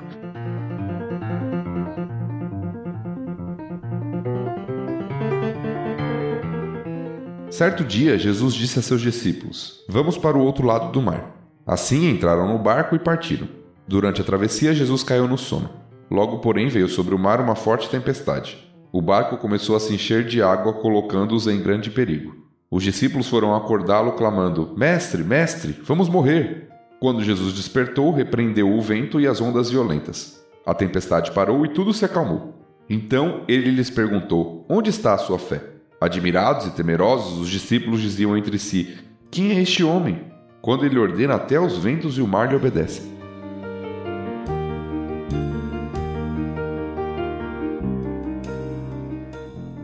E se você tava com saudade, já fazia tempo que Jesus não fazia um grande milagre, né? Tá aí, né? Que coisa muito louca isso, mano. Que coisa. É assim, pra mim comparável ao que Deus fez quando Moisés abriu o mar. Chegar e fazer... Parou. Vocês acham que todos os milagres de Jesus estão na Bíblia? Não, eu não só não acho, como eu tenho certeza que não estão. João, acho que termina o livro dele falando isso, né, Tiago? Isso, João fala que ele selecionou alguns sinais para que as pessoas crescem que Jesus é o Cristo. Então, ele fala, estes foram registrados. Se eu fosse contar, não caberiam em livros. Ele usa uma hipérbole, né? Sim. Então, eu creio que não. Eu creio que são selecionados de acordo com o propósito do autor, inspirado pelo Espírito Santo, para nos trazer aqui. Tanto é que a gente tem milagres que são contados em alguns evangelhos e em outros não. Uhum. Você vê isso pela própria diversidade que há nos 4 evangelhos, né? A seleção de vou contar isso ou não vou contar aquilo, né? Sim. Agora, Carol, você que dá aula pra criança aí na escola bíblica, você já contou essa história várias vezes, né? Jesus acalmando o mar? Ah, sim! De uma maneira muito bonitinha, inclusive. É aquilo, né? A gente acaba tendo que dar uma romantizada nas histórias, até para as crianças entenderem, né? Então a gente fala, tava ali, Jesus dormiu e começou, né, a situação ficou feia. É engraçado ver as crianças, eu não sei se elas entendem, assim. Eu não entendia na totalidade quando eu era pequena. Até porque você não tinha lancha, né, Carol, pra sair, né, assim, no mar. Ainda não, né? Né? Nem sei se um dia terei. Mas assim, a situação de mar é muito perigosa. A gente tá aqui no Mar da Galileia, né, que é um grande lago. Pensando, só pra gente contextualizar o local, ele era cercado por montanhas de todos os lados e era muito, mas muito comum virar o tempo do nada, assim. Os pescadores estavam acostumados com viradas de tempo. E parece que foi tão grande a coisa que mesmo pescadores acostumados falaram, agora foi muito mais do que a gente tá acostumado, a gente vai morrer. É muito intensa a coisa, não é uma marolinha, né? Eu acho que tem mais um agravante no entendimento, assim, quando a gente vai explicar essa parábola. A gente, quando pensa no Mar da Galileia, o pessoal fala mar, às vezes fala lago, entendeu? E na nossa cabeça, vocês não, né? Que vocês já foram pra lá. Mas na minha cabeça, é muito difícil entender que, caramba, como de repente um lago tava ali e de repente virou uma tempestade e tal. Eu sei, não dá pra ver, é grande pra caramba, mas esteja na minha mente, na mente dos ouvintes que não tiveram a experiência. No nosso contexto, geralmente lago é algo pequenininho, né? A gente, só pra vocês terem uma ideia, a gente calmo. Quando foi lá, a gente passeou de escuna, que é um motor empurrando em alta velocidade. Só pra atravessar de uma cidade a outra lá, a gente ficou o quê? Uns 40 minutos, Thiago? Mais ou menos? Teve sim. 1 hora, alguma coisa perto disso. Andando num barco a motor em alta velocidade nesse laguinho aí. E nenhum momento, a menos do desembarque e do embarque, a gente via a margem. Nenhum. Era realmente navegar no meio do mar. É muito grande mesmo. E o que eu acho interessante do texto também, e você falou de Moisés abrindo o mar, mas uma passagem que me vem inevitavelmente à mente quando eu leio esse texto é Jonas. Ah, com certeza. Jonas no barco dormindo e uma grande tempestade do lado de fora. Uhum. E aqui Jesus está no barco dormindo e começa uma grande tempestade. O que pra mim é muito estranho, porque tudo bem, eles eram acostumados, mas se alguém aqui já viajou de barco, de navio, não tá acostumado, qualquer ondulação, é difícil você pensar em alguém dormindo. Era o normal pra eles, né? Então, mas numa tempestade dessa, com a água entrando no barco, Exato, e não é um cruzeiro, né? que o cara tá dentro do quarto dele, né? Tá bom, não é um cruzeiro, mas na minha cabeça sempre veio, sei lá, um barco pirata, onde tem a salinha lá no fim e você se recolhe. Mas não, a gente viu nos museus e lá, né, os barcos, é um barco pesqueiro, é um barco Simples. pequeno, não tem muito espaço, ou seja, é muito fácil de ele ser engolido pelo mar ali, de boa. Jesus tá com muito sono mesmo, né? Ele tá muito cansado pra estar dormindo no meio da tempestade. E, como o Tanto destacou bem, uma tempestade atípica, porque nós estamos falando de discípulos que eram pescadores, que estavam acostumados com aquele mar e que, de repente, eles estão tão desesperados que eles são os experientes no mar e vão ter que acordar Jesus pra salvá-los. De tão desesperados que eles estão. Que é um carpinteiro. Exatamente, que é um carpinteiro. Então eles estão em desespero profundo, porque é uma grande tempestade de fato. Tem um hino do cantor cristão, chama Sossegai. Se você não ouviu, procura no YouTube, porque tem vários corais que fazem uma interpretação linda dele. Inclusive, tem um CD que a Maria Lídia, nossa instrumentista aqui, gravou. Ela gravou com Lincoln Baena, clássicos do cantor cristão e alguns hinos. É muito lindo, eu vou tentar colocar pra vocês um trechinho aí agora, tá bom? Pra vocês ouvirem e depois procurem o hino Sossegai e ouçam, porque a letra é maravilhosa, ela basicamente conta esse trecho da história e, cara, me transporta aos céus toda vez que eu ouço esse hino.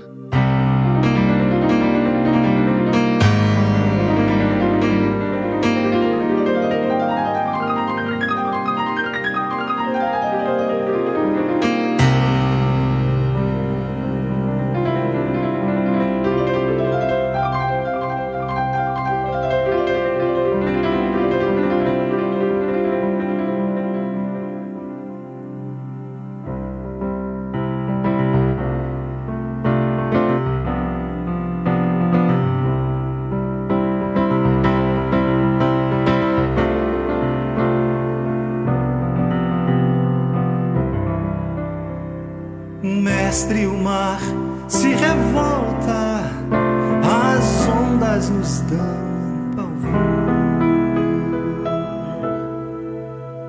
O céu se reveste de trevas, não temos um Salvador. Não se te dá que morramos, podes assim dormir. Se a cada momento nos vemos, sem prestes a submergir.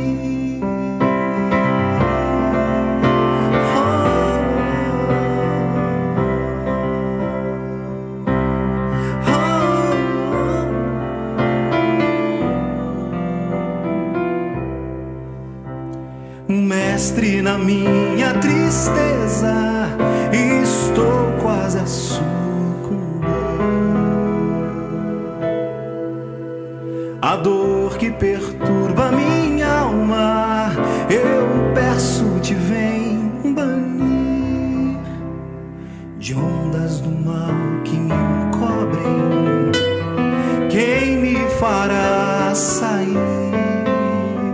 Pereço sem ti, ó meu mestre, vem logo, vem me acudir.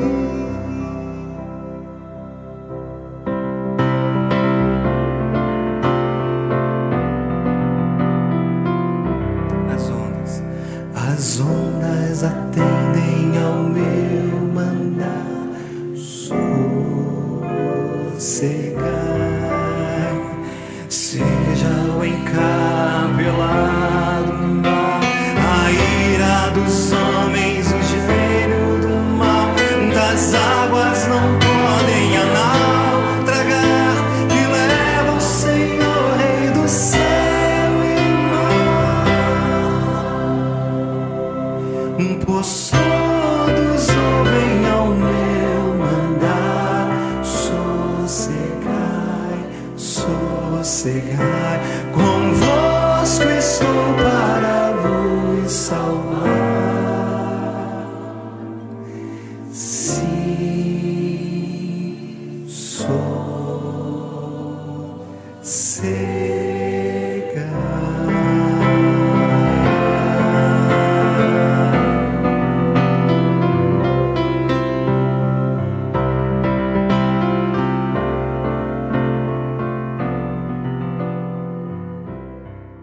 Agora, o que eu acho mais legal desse texto é que o texto muda o temor dos discípulos. Os discípulos temem a tempestade que está lá fora, mas eles terminam o texto temendo quem está dentro do barco. Exato. E a acusação que Jesus faz, né? Onde está sua fé? E eu fico pensando, caramba, sério, Jesus? Tô pra morrer aqui, onde tá sua fé? Porque assim, na minha cabeça, quando eu ouço uma coisa dessas, eu imagino assim, Deus onisciente, Senhor da história, Ele sabe tudo que vai acontecer na minha vida e sabe tudo que eu tenho que fazer ainda na minha vida. E eu vou fazer isso. Só que eu não sei disso ainda, essa que é a questão. Eu posso ir buscar meus filhos na escola hoje e morrer atropelado. Então eu tenho medo de morrer atropelado hoje indo buscar os meus filhos na escola.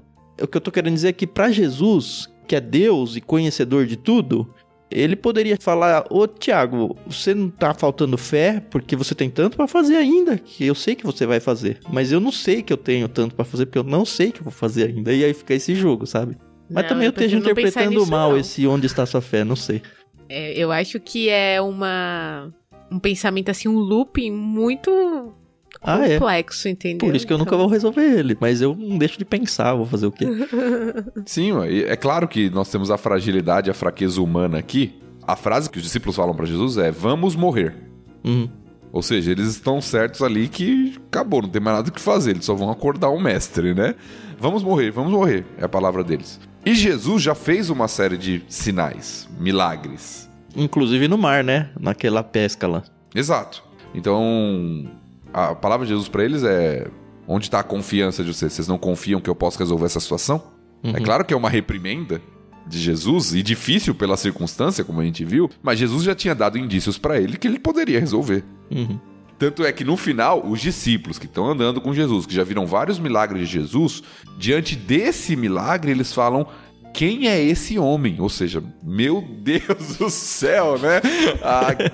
Quem é esse que está aqui diante da gente? Os discípulos ainda têm dúvidas sobre quem é Jesus. Eles falam, Jesus está surpreendendo eles. Andar ao lado de Deus é desafiador. Às vezes a gente aqui passa por situações que fala, não dá mais, acabou. Não tem mais saída. Vou morrer. Não necessariamente vou morrer, mas acabou. Essa situação não tem solução, já era. E aí Deus vem e fala, escuta, você tá tirando eu da equação, não tá? Porque eu sou Deus, eu posso acalmar o mar, eu posso curar uma doença incurável. Eu posso fazer o que eu quiser, porque eu sou Deus. Você não tá faltando fé de acreditar em mim como o Deus do impossível? E aí é uma tremenda de uma reprimenda pra mim, né? Pra nós hoje em dia, nos nossos problemas. Lembrando que a atividade sobre o mar, de mudança do mar, era uma atribuição divina no Antigo Testamento. Então, na história de Jonas, que nós comparamos, é Deus que acalma a tempestade quando Jonas é lançado no mar. Então, inevitavelmente, os discípulos estão com essa pergunta falando, como um homem tem capacidade de fazer isso? Ele não pode ser um simples homem para fazer isso, entende? Sim. Ainda vamos ver o caminhar de Pedro nas águas, que também vai ser meio nesse nível, né? Beleza, vamos seguir? Vamos lá. Sim.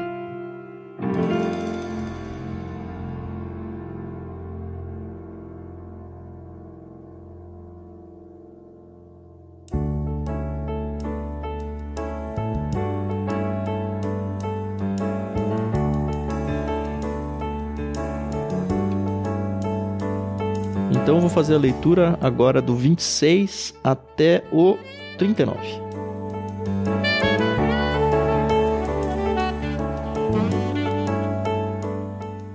Então chegaram à região dos Gadarenos, no outro lado do mar da Galileia. Quando Jesus desembarcou, um homem possuído por demônios veio ao seu encontro. Fazia muito tempo que ele não tinha casa nem roupas e vivia num cemitério fora da cidade. Assim que viu Jesus, gritou e caiu diante dele. Então disse em alta voz: "Por que vem me importunar, Jesus, filho do Deus Altíssimo? Suplico que não me atormente." Pois Jesus já havia ordenado que o espírito imundo saísse dele. Esse espírito tinha dominado o homem em várias ocasiões. Mesmo quando era colocado sob guarda, com os pés e as mãos acorrentados, ele quebrava as correntes e, sob controle do demônio, corria para o deserto. Jesus lhe perguntou: "Qual é o seu nome?" "Legião", respondeu ele, pois havia muitos demônios dentro do homem, e imploravam que Jesus não os mandasse para o abismo. Ali perto, uma grande manada de porcos pastava na encosta de uma colina, e os demônios suplicaram que ele os deixasse entrar nos porcos. Jesus lhes deu permissão. Os demônios saíram do homem e entraram nos porcos, e toda a manada se atirou pela encosta íngreme para dentro do mar e se afogou. Quando os que cuidavam dos porcos viram isso, fugiram para uma cidade próxima e para seus arredores, espalhando a notícia. O povo correu para ver o que havia ocorrido. Uma multidão se juntou ao redor de Jesus e eles viram o homem que havia sido liberto dos demônios. Estavam sentados aos pés de Jesus, vestido e em perfeito juízo, e todos tiveram medo. Os que presenciaram os acontecimentos contaram aos demais como o homem possuído por demônios tinha sido curado. Todo o povo da região dos Gadarenos suplicou que Jesus fosse embora, pois ficaram muito assustados. Então ele voltou ao barco e partiu. O homem que tinha sido liberto dos demônios suplicou para ir com ele, mas Jesus o mandou para casa, dizendo: volte para sua família e conte a eles tudo o que Deus fez por você. E o homem foi pela cidade inteira anunciando tudo que Jesus tinha feito por ele.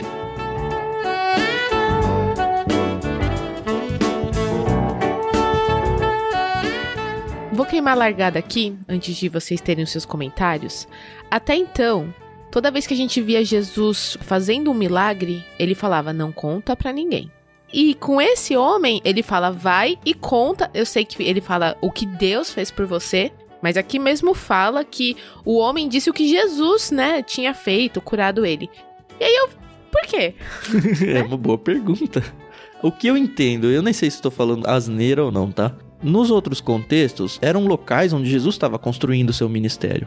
Aqui era um local mais longe, onde Jesus foi, teve essa ação, e ele não ia ter, um representante dele ali, ele nem estava acusando outros fariseus, por exemplo, outros líderes religiosos. Então, em resposta à pessoa que falando, olha, eu quero ser o seu discípulo, e a gente sabe que muitos realmente acabaram sendo, ele falou, não, ó, você já fica aqui como o meu plantador de igreja que vai...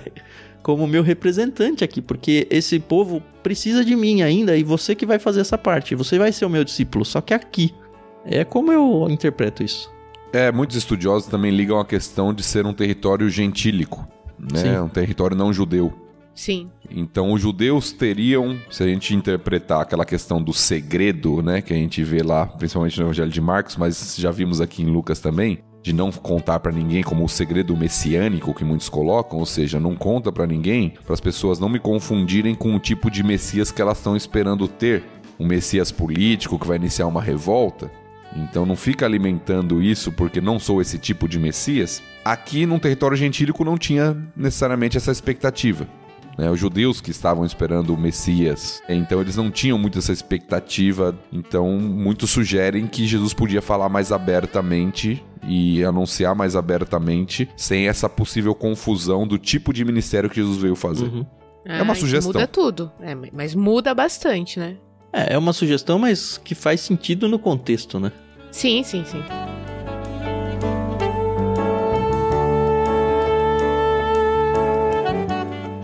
Aí tem duas coisas que eu queria trazer pra vocês, detalhes técnicos. O primeiro é o uso da palavra legião aí, que sempre me assustou essa palavra. Sempre me assusta, legião. E legião, na verdade, era um grupo de soldados romanos, de em torno de 6 mil soldados. Então, cara, que tenso, eu não sou um demônio. Quem é o seu nome, cara? Vou passar aqui a minha vida inteira falando o nome de todo mundo que tá aqui, né? Temos uma legião. Eu ainda acredito que é uma hipérbole, não deve ter 6 mil demônios aqui, mas deve ter muito. O que dá um medo, porque, assim, a gente que tá vendo vários textos aí de exorcismo, né? A primeira coisa é, isso existe. Uhum. Endemoniados existem. Essa situação espiritual aí de demônios tomarem conta de seres humanos, existem. Essa coisa de um ser humano ter força sobre-humana por causa de demônios, existe. Existiu e existe. E, assim, eu não gosto de mexer com esses assuntos. Eu sei que a Carol também não gosta. Não sei se vocês tiveram experiências na igreja de vocês. A minha teve uma vez só. Eu já contei pra Carol, mas acho que não é o dia. Eu sei que tem muita igreja que transforma isso num show de mídia, sabe? E também não gosto disso. na questão de exaltar essa situação, mas não dá pra negar que ela existe e que é alguma coisa muito triste, tanto pra quem tá em volta quanto pros endemoniados, e que o poder de Cristo, o poder de Jesus, é totalmente possível pra fazer isso. E o segundo detalhe técnico aqui que eu vejo é os demônios, apesar de ser uma legião, né, com muito medo de Jesus e pedindo pra ele não os jogar antes da hora no abismo. E aí a palavra, o abismo aí é o local como se fosse o inferno, vai? É a palavra que se usa aí para o local de depósito dos demônios, sei lá. E eles querem... deixa a gente continuar aqui, por favor, Senhor Jesus. Você percebe um temor neles. Enquanto a legião traz temor para nós, Jesus não tá com medo aqui. Jesus tá falando, você que tem que ter medo de mim, por favor, deixa eu ir lá nos porcos. Interessante que porcos são animais impuros pros judeus, né? E a impureza segue lá. Aliás, outra impureza... Nossa, tô falando tanto, daqui a pouco vocês pegam a palavra. Outra impureza aqui é o cemitério, né? A gente tem aqui Jesus indo para um local impuro, que é o cemitério. Quem só entrasse no cemitério já se tornaria cerimonialmente impuro para muita coisa dentro da religião judaica. E o homem veio, e ele não veio para Jesus me ajuda, né? Os demônios que estavam comandando ele, né? Vieram pra... Olha, é muito impressionante. Porque vem me importunar Jesus, filho do Deus Altíssimo. Suplico que não me atormente. Demônios falando com Jesus. Eles sabem, né? Quem é Jesus? Eles sabem. Como diz Tiago, até os demônios creem e tremem. É muito claro isso, né? Então é interessante, né? A gente já tocou nesse assunto em vários capítulos anteriores, mas o Tan destacou bem. A questão da impureza está muito presente aqui. E como Jesus vai mudando essas questões, né? Então, um homem que vivia em cemitério, que era um local impuro, espíritos imundos, os porcos. Então, tem todo um contexto de impureza aqui. E Jesus resolve essa situação, né? Ele cura, né? Ele retira a impureza do homem, né? Ele se envolve nessa realidade, não deixa a pessoa do jeito que ela tá, mas transforma a realidade ali, né? Então, é bem interessante ver isso no texto também.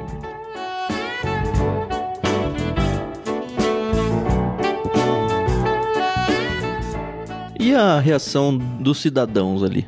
Não é estranho pra vocês? Porque o esperado, assim, de imediato, pelo menos numa primeira leitura, eles sabiam quem era esse cara, sabe? Eles já tentaram prender ele, não conseguiram. De repente vem alguém e resolve e faz uma coisa tão boa. Como não pensar que é uma coisa boa? A menos dos donos dos porcos, né? Que perderam toda essa manada ali.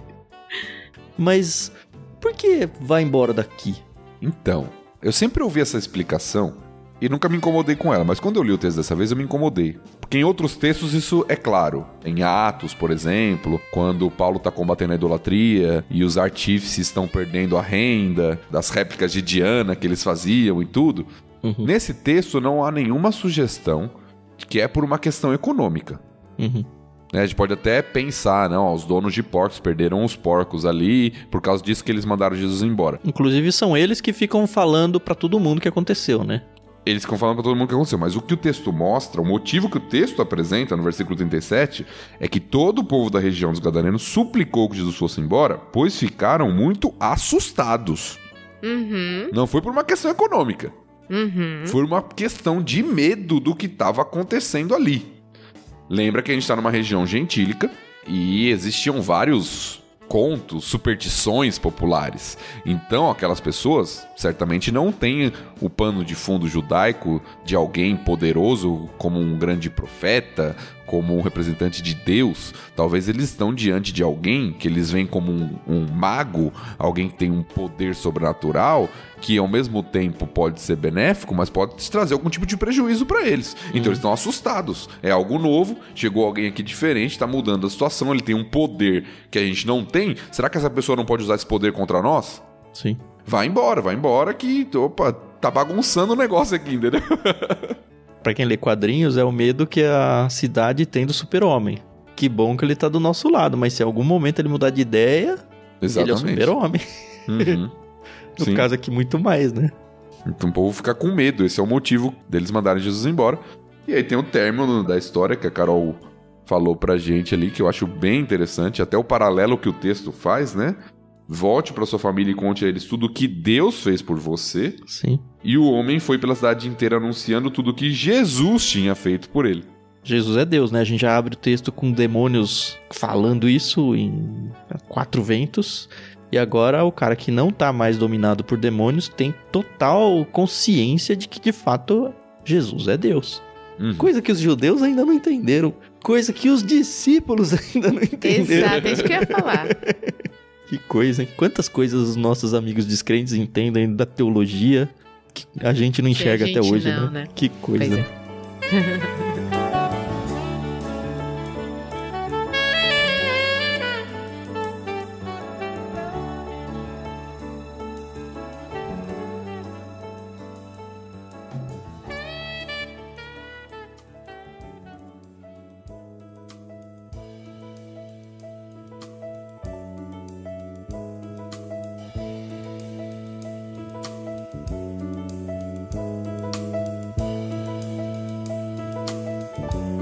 Muito bem, eu tô satisfeito? Vamos ao último trecho, não? Vamos lá.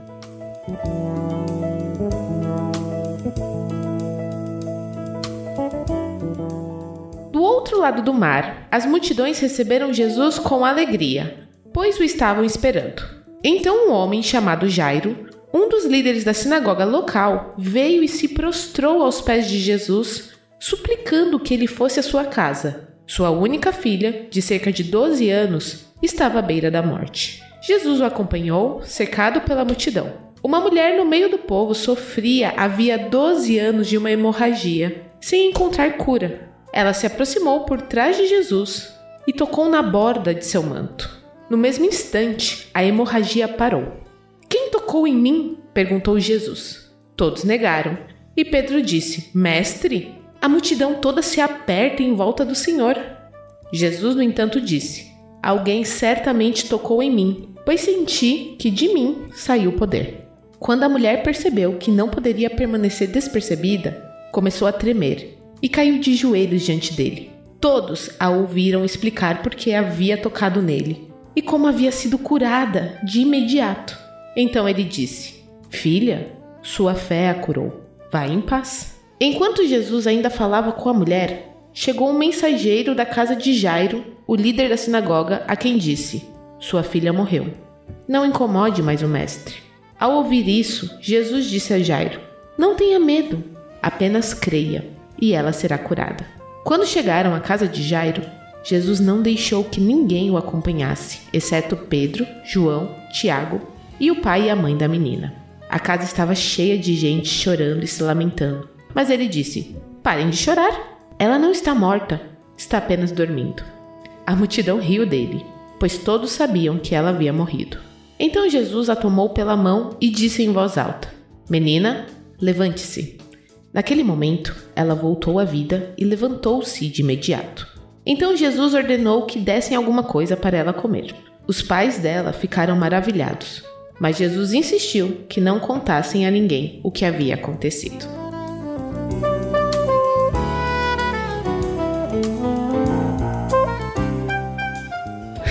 Olha aí, Carol, não conta pra ninguém. Né? Então, pois é. Alguém viveu, morreu e ressuscitou, não conta pra ninguém. Não, pois uma multidão estava na casa, né? Mas antes de chegar a filha de Jairo, a gente precisa falar dessa mulher, né? A gente sabe que ela com certeza tinha um nome, né? Mas não se preocuparam em colocar e beleza. E, nossa, gente, eu sempre me arrepio com essa história. Primeiro porque ela era uma mulher valente. E a gente sabe de toda a gente já falou aqui no início, né? De como as mulheres, elas não eram valorizadas no tempo de Jesus. Uhum. Uma vez eu ouvi uma meditação e eu gostei do que eu ouvi, apesar de não estar na Bíblia. Mas havia 12 anos que essa mulher sofria. Possivelmente ela já tinha gastado todas as economias dela procurando por soluções médicas. Tem na Bíblia isso sim, Carol. Ah, tem? Então. Em outro evangelho. Não, eu acho que nesse mesmo, ó. Ó, eu vou ler na versão da Almeida. Certa mulher que havia 12 anos vinha sofrendo de uma hemorragia a quem ninguém tinha podido curar, e aí entre colchetes, que eu vou explicar o que significa depois, e que gastara com médicos todos os seus haveres. Aí no 44 volta, fora do colchetes, veio por trás dele, ele tocou na orla da veste, e segue. O que significa quando o texto tem esses colchetes? significa que os manuscritos gregos, tem alguns que tem essa parte, tem outros que não tem, e aí fica dentro do estudo de textos e tudo mais, tem toda uma ciência por trás disso, sempre fica a dúvida, mas será que isso daqui estava no texto original, ou será que não? E aí sempre que alguém vai fazer uma tradução, ou fazer uma versão da Bíblia, tem que se tomar uma decisão nesses momentos. No caso da Almeida, ele decidiu, já que tem alguns manuscritos que tem, eu vou manter, mas eu vou indicar que, olha, tem alguns manuscritos que não tem, então não tem muita certeza de que esse trechinho estava lá. Na NVT, ele já tirou de vez e pronto. Mas assim, vamos lá. Eu sou mulher e eu tenho ciclo menstrual. E como é ruim, tá bom? Essa parte ninguém gosta e todo mundo sabe que isso acontece. Beleza. Essa hemorragia provavelmente era dentro desse contexto aí, né? Eu já ouvi, assim, várias especulações, e é sempre especulação, que podia ser um problema intestinal dela. Enfim, né? Isso aí a gente não sabe, a gente só especula. E ela, com certeza, era considerada uma mulher impura, né? O tempo todo, né? Isso é importante, cara. 12 anos. Eu não queria... Nossa, pelo amor de Deus, olha. E... Nossa, como ela teve coragem, né? De chegar e falar... Nem falar, né? Chegar e tocar em Jesus, porque... Apesar de Jesus não querer que a coragem fama dele... ou covarde, Carol? De ir lá, escondidinha e... Mas, Thiago, ela era uma mulher impura. Não, eu tô tirando sarro de você. Claro que ela tá. foi corajosa. Pode ficar calma. E o espanto, né? Porque Jesus falou, opa, para tudo. Aconteceu alguma coisa aqui diferente. Isso, né?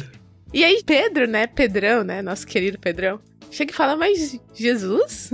Você tá louco? Tá todo mundo encostando em você, né? Como assim, como alguém encostou em mim? E é legal de ver, não, saiu o poder de mim. O que é? Sabe, um super-herói? É muito louco isso. Deixa eu acrescentar algo que a Carol tá falando. Por favor. Pra dar mais dramaticidade ao caso aqui. Uma mulher que, na lei do Antigo Testamento, uma mulher no seu período menstrual, enquanto estava tendo sangramento, ela não podia ter relação sexual. O que significa que, provavelmente, essa mulher aqui, ou ela era solteira, ou ela era divorciada. Ela não tinha marido, provavelmente, porque a condição dela impedia ela de ter, né, um relacionamento marital, né, entre marido e mulher aqui. Provavelmente ela ou era solteira ou ela foi abandonada por causa do seu problema. Então nós temos uma mulher excluída da sociedade. Mais uma apresentada por Lucas, né? Exatamente. Ela não poderia nem adorar no templo, porque enquanto a mulher estava nesse estado, ela tinha que aguardar a sua purificação para poder ir ao templo. Então excluída socialmente, religiosamente, que não podia ter contato com as pessoas porque era impura, ia transmitir a impureza para outros. Tipo uma leprosa aí, né? Quase isso. É quase, né? uma leprosa. E aqui ela tá no meio da multidão, onde ela não poderia estar. Sim. Tocando em alguém que ela não poderia fazer. E o fato dela ter sido apresentada sem nome na história, Carol, você destacou isso no começo, provavelmente era por sua insignificância. Entendi. Talvez ninguém sabia o nome da mulher mesmo. Agora, pensem comigo. Foi graças à fofoca que essa mulher chegou a Jesus, né? Aí o pessoal fala assim, como assim? Porque Jesus falava pro povo que ele curava. Não é pra falar, mas o povo falava. E de alguma forma, ela acabou ouvindo isso. E a gente tem que lembrar que naquele tempo não tinha nem jornal para as pessoas colocarem uma foto de quem era Jesus. Então, assim, ela realmente... Não tinha nem foto, Carol. Exato.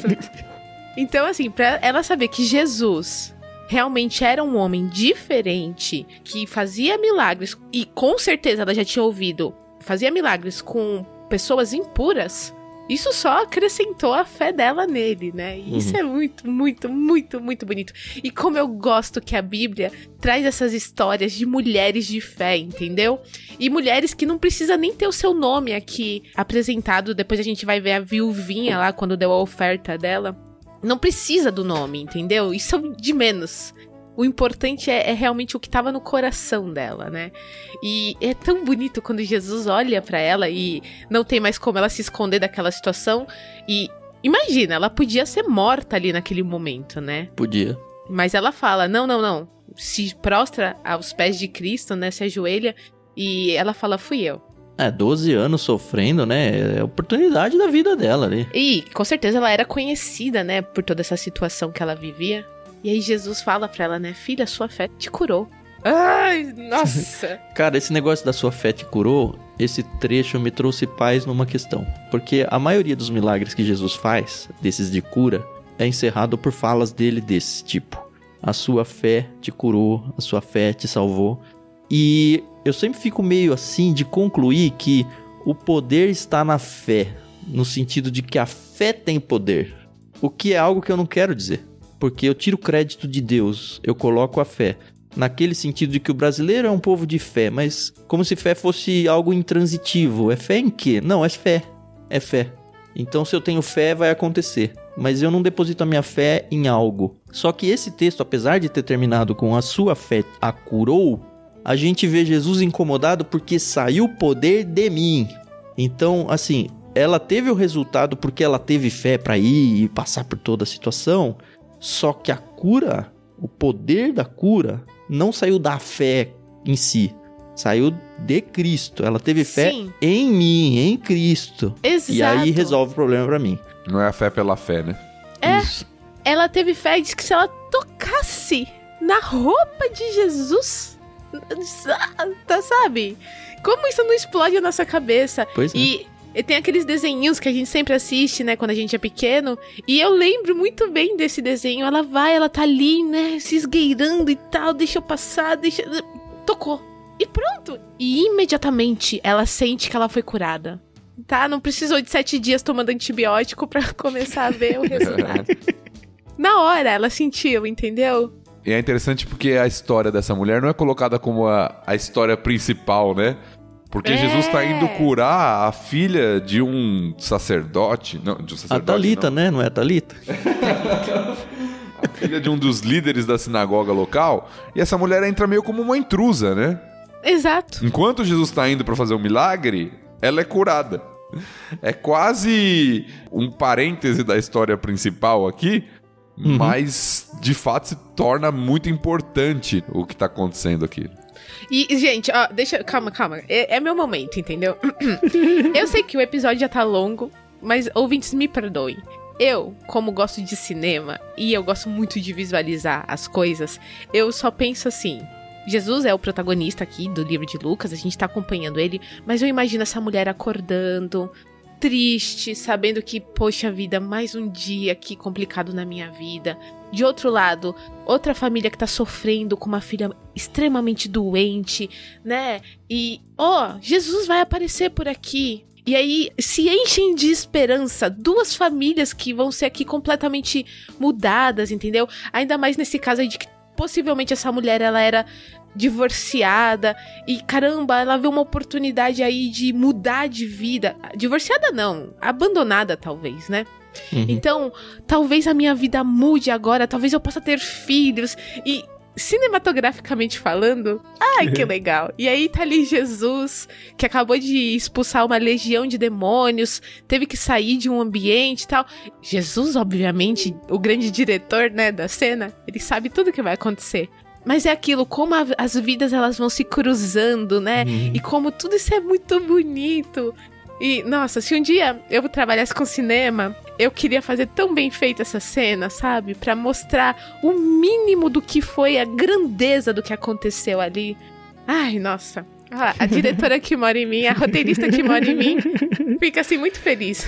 Você acabou de me convencer que de fato esse capítulo é muito mais legal que 1 Crônicas 1, tá? Ai, que bom.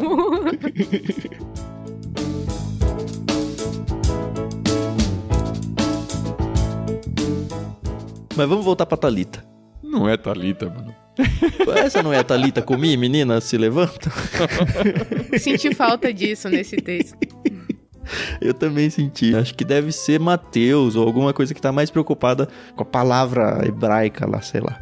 Exato. Mas vamos voltar pra menina. A gente tem aí o Jairo, né? É o pai dela. E, de novo, é outra daquelas situações onde parece uma coisa totalmente insolúvel, como foi no barco agora há pouco. E Jesus tá ali pleno, né? Calmo, sossegado. Não, fica de boa, calma. Não. Ah, imagina, começaram a rir dele. Imagina, tá morto? Não, calma. E é interessante, né? Que Jesus, nesses casos, ele fala, não, ele só tá dormindo. É sempre um eufemismo pra morte, né? Mas as pessoas riram desse eufemismo dele, não. Todo mundo já sabe que tá morto. Quando for o caso de Lázaro, já vai ter 4 dias que ele tá, entre aspas, aí dormindo, né? No caso lá, ele até vai falar, não, ele morreu. Ele vai usar a palavra, ele vai falar, de fato, aconteceu isso. E me chama a atenção o fato de, o final, que a gente até já brincou, né? Não conta pra ninguém, o que é praticamente impossível. Mas o fato de, no momento ali, no recluso ali de fazer a menina ganhar a vida de volta, ele não deixa quase ninguém se aproximar. A gente tem aí os 3 discípulos mais queridos, né? A gente tem claramente, em toda a história de Jesus, a gente vê que João é o seu discípulo favorito, é o que tá mais perto dele em várias situações, tá sozinho. E a gente tem um trio aí, que é um segundo favorito, vamos pensar assim, que é Pedro, Tiago e João. E aí tem os 12, que é um grupo também super seleto, claro, mas que não é tão próximo quanto esses 3. Mas ele vai só pra esses 3, meio que é só pra vocês que eu tenho esse ensino, não sei por que esse negócio de não deixar ninguém mais se aproximar. Também não sei, mas de fato era um grupo que estava em alguns momentos especiais com Jesus, como na Transfiguração, que a gente vai ver logo aí no Evangelho. Esses 3 vão estar juntos também. Então parece que em alguns momentos especiais eram quase a liderança sobre o grupo dos 12. Isso. Tiago, Pedro e João. Então é comum nós vermos eles em alguns momentos mais íntimos, mais especiais ali, somente os 3 com Jesus.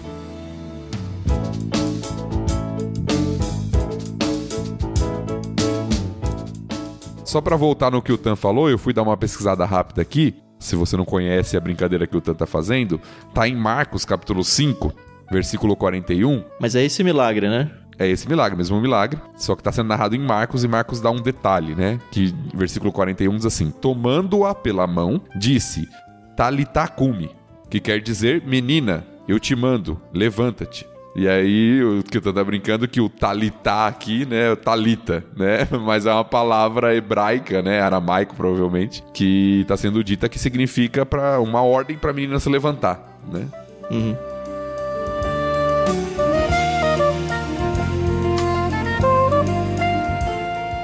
O que eu acho mais interessante, antes da gente fechar aqui, é a perspectiva que as pessoas têm, né? Quando Jesus tá chegando, chega um mensageiro e fala, olha, sua filha morreu, não incomoda mais o mestre, ou seja, não tem mais o que fazer. Não adianta ser que é natural, Tiago. É natural. Sim. Completamente. Ou seja, enquanto ela tinha vida, ok, tinha uma chance de chegar alguém aqui e fazer alguma coisa e ela ser curada. Agora ela morreu, então, manda ele embora, não precisa vir mais não. Não incomoda mais ele, né? E cinematograficamente falando, você imagina, né? Aquela expectativa, vamos lá, o Messias tá indo com a gente, Vem né? logo, né? E aí, ela morreu. Imagina a decepção, assim, a frustração, né? E aí Jesus fala, calma. É muito bom. Vocês perderam a dancinha comemorativa da Carol agora, porque não temos imagens, né? Ainda bem, né? É aquilo, né? A intimidade, ela é complicada, né? A gente se sente aqui livre. Eu esqueço que isso aqui vai ser ouvido por outras pessoas, entendeu? Mas tá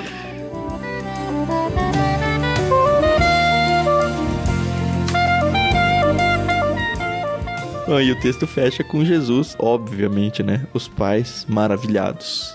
Não só porque tem a filha de volta, mas que... Como isso aconteceu, sabe? Como? Não dá pra imaginar um negócio desse tamanho. E Jesus com aquela máxima de não contem pra ninguém o que aconteceu. O que Jesus queria com isso, meu? Não, é impossível não contar um negócio desse, sabe? Acho que ele não queria só o status de celebridade mesmo. A gente já falou os motivos e tal. Mas continua muito estranho, não contem pra ninguém que eu ressuscitei alguém, cara. Que você tem alguém na sua família que morreu e eu vim aqui e ressuscitou. Beleza, mas fica pianinho aí. Não, detalhe que Jairo era um dos líderes da sinagoga. E depois a gente vê que Anás e Caifás, que também são líderes, né? Eles são totalmente ali contrários. Enfim, né? São as tramas eles eram mais líderes ainda, né? Sim, eles eram os sacerdotes ali, né? Mas é alguém de respeito, de renome, de liderança, né? Como diz a própria palavra. Então não dá pra esconder um negócio desse, de jeito nenhum.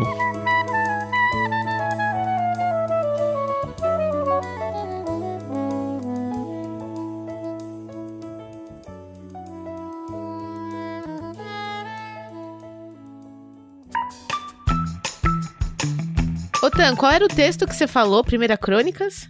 Não, o capítulo inteiro, é só genealogia. É genealogia, né? É isso que eu ia falar. É muito mais legal. Até o capítulo 7 de Crônicas, se eu não me engano, ou 9 é genealogia. Todo o começo de Crônicas é genealogia. Ó, a gente vai enfrentar isso aí, hein? Vocês que não me fujam. Eu quero ver o nível de audiência desses episódios. Mas a gente ainda tá em Lucas, e Lucas tá muito legal. Aliás, acho que acabamos, né? Esse episódio de hoje. Sim. Muito bacana acompanhar, e cada vez mais a gente pensa, caramba, como é que esse Jesus foi perseguido? Foi morto? O cara que fazia tudo isso. Mas a gente tá aqui com Jesus no auge, Jesus aqui trabalhando na vida das pessoas, se importando com a vida das pessoas, as pessoas que sempre foram excluídas, vários excluídos a gente viu aqui nesse contexto de hoje. Gentios, mulheres, impuros e, cara, tudo. Mas Jesus tá ali. E a gente tá seguindo, né? Próximo capítulo, capítulo 9, a gente vai ver o envio dos apóstolos aí, dos 12 apóstolos e mais algumas outras coisitas más. E esperamos você que continue fiel aí ouvindo o nosso LBC. Não só fiel ouvindo, mas fiel também divulgando. A gente tem percebido que tem aumentado um pouco mais a audiência. Eu fico muito feliz com isso. Eu tenho certeza que o Thiago e a Carol também. Não porque a gente está se tornando famoso, porque o objetivo não é e nunca foi e nunca será esse. Mas o objetivo de fazer com que todo esse trabalho que a gente faz aqui realmente chegue nos ouvidos de pessoas que têm a oportunidade de se reconciliar com Deus, de encontrar a Deus pela primeira vez. Nós estamos, para usar a ilustração aqui, jogando sementes. Só que a gente não sabe o solo que está caindo. Mas cabe a você, ouvinte, ser alguém que vai pegar essa semente, se ela não caiu em lugar nenhum ainda, e levar para dentro do buraquinho e fazer essa planta germinar, tá bom? Vamos fazer esse combinado? Então, pega esse áudio de hoje, passa para alguém, fala, conheça esse podcast, olha que legal, esse pessoal conversa semanalmente, toda terça-feira de manhã cedo, tá aí no seu streaming aí para você ouvir. Aproveite essa ferramenta, porque a gente realmente acredita que pode fazer muita diferença na vida de tanta gente, mas de tanta gente. E se você quiser se relacionar com a gente tem lá o nosso Telegram, t.me/leitura bíblica comentada. É só entrar lá, conversar com a gente, conversar com outros ouvintes, vai ser bem gostoso ter você por lá também. Com isso eu me despeço, até semana que vem. Muito obrigado, Thiago, muito obrigado, Carol, e até mais. É isso aí, pessoal. Eu não vou fazer como Jesus, né? Não conta pra ninguém, porque a gente quer que vocês contem, mas eu não quero status de celebridade. Essa aí a gente passa, né? É. Muito obrigada aí pela paciência, audiência. Desculpa aí qualquer coisa aqui do meu áudio. Isso aí, por exemplo, né? Exato. Ó, eu tava pensando quando você tava falando e o Benjamin tava vazando em áudio. Porque assim, tem um monte de gente que trabalha com áudio que fala, pô, caramba, isso vai dar muito trabalho. Cara, é tão gostoso ouvir isso também, Carol. Porque mostra que a gente é gente comum, que tá aqui no nosso dia a dia. Eu fico pensando o Benjamin ouvindo esse áudio quando ele for mais adolescente ou adulto. Espero que ele tenha vergonha. Fala, olha, não é. Ele fala, puxa, olha, eu era criança, minha mãe tava fazendo isso, sabe? Uhum. É a nossa vida, a gente é gente comum que para uma horinha pouco aqui por semana pra conversar com vocês sobre a Bíblia. Então, tá aí o Benjamin. Pois é. Obrigada, gente. Até semana que vem. Valeu, pessoal. Até semana que vem. Entrando em Lucas capítulo 9, espero que tenha sido um momento enriquecedor para sua vida. Deus te abençoe.